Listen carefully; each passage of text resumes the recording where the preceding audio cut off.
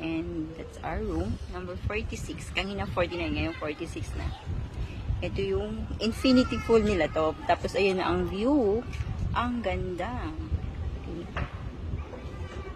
There. Okay. Go, let's go. Ito yung bar. Bar nila. Pero sarado siya ngayon. I'm sure mamayang gabi. Sana. Bukas kaya siya ng gabi. Okay. We're gonna walk.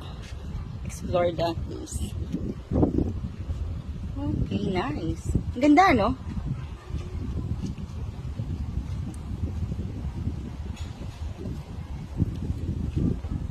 See, sabihin mo sa kanila, doon sila, oh, maganda, mas malamig ko.